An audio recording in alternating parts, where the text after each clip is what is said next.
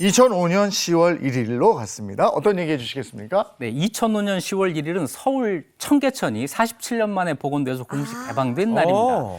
청계천 지금 뭐 시민들 외국 관광객들이 많이 찾는 관광지로 자리를 잡았는데요. 47년 동안 흔적도 없이 덮여 있다가 다시 시민 곁으로 돌아온 것입니다. 예, 저게 완전히 완성이 되고 저 길을 맑은 날 한번 이렇게 쫙 걸어봤는데 참 좋더라고요. 근데 저게 옛날부터 흐르던 천이잖아요. 네, 원래 있던 자연하천입니다. 그러다가 조선이 한양으로 수도를 옮기면서 도성을 쌓았고 도성 안에 흘러가는 가장 큰 하천의 역할을 하게 되죠. 청계천 나가면 저쪽 중랑천과 만나서 다시 한강으로 합류되는 이런 구조를 갖고 있어요. 그러면서 청계천으로 서울 도성 안에 사는 사람들의 온갖 쓰레기 오물들이 전부 한강을 거쳐서 서해바다로 나가는 하수 시스템의 역할을 하는 거죠.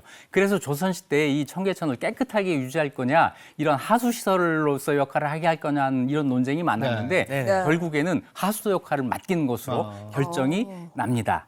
그래서 그 바람에 도성이 깨끗하게 유지될 수 있었던 거죠. 그렇군요. 근데 물이 굉장히 더러웠을 텐데 맑은 물이 흐른다는 뜻의 청계천, 이 이름과는 뭔가 잘 어울리지는 않을 것 같은데. 네, 청계천이 되어야겠다 해서 청계천이 된 거예요. 원래 이름은 개천입니다. 그리고 이 개천은 서울 조선시대 북촌과 남촌의 경계였고 일제강점기에는 민족의 거리 종로와 외인들의 마을 혼맞이, 지금 명동을 가르는 경계선이 돼요. 이 청계천이 조선인과 일본인을 차별하는 선이 됩니다. 도로 확장, 도시개발 이건 전부 남촌에서 이루어지고 북촌은 개발이 되질 않았어요. 청계천도 계속 탁해져서 일본 사람들은 청계천을 탁계천이라고 부르면서 비웃기도 했습니다. 이 500년간 서울 사람들의 생활과 함께 흘러온 이 청계천이 졸지에 그냥 이 더러운 하수구로 전락을 하게 된 거네요. 그런데 이 청계천 주변에 옛날부터 이 판자촌들이 좀 많이 있었다면서요.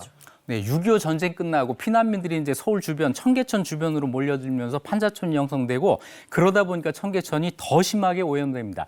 그런데 그 당시 정부가 이 청계천을 정화하려고 하질 않고 그냥 덮어서 묻어버리려고 했어요. 그래서 이 복개 공사를 1969년부터 1년부터 시작을 해서 1969년에는 그 위로 올라가는 고가도로까지 만들어지죠. 당시 뉴스 한번 보시죠. 길이 3,750m, 폭 16m의 이 고가도로는 청계천 하류인 용두동 제2청계교에서 시작, 청계 2가에서 커브를 지어 을지로 2가를 교차해서 3일로로 빠져 명동 성당 입구에 이르고 있습니다. 4차선 60km를 주파할 수 있는 이 고가도로의 개통으로 종전에 출퇴근 러시 혼잡을 이루던 청량리 광화문 사이와 왕십리 시청 사이의 교통은 한결 가볍게 됐습니다.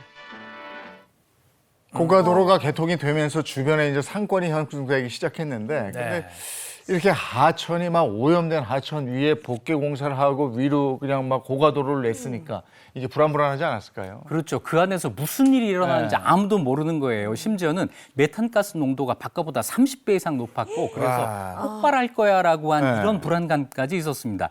또 고가도로는 고가도로대로 계속 보수하느라고 매년 150억 원의 예산이 들기도 했습니다. 그래서 당시 이명박 서울시장 후보가 청계 고가도로 철거, 청계천 복원을 공약으로 내걸었고 이것을 실현하게 된 거죠.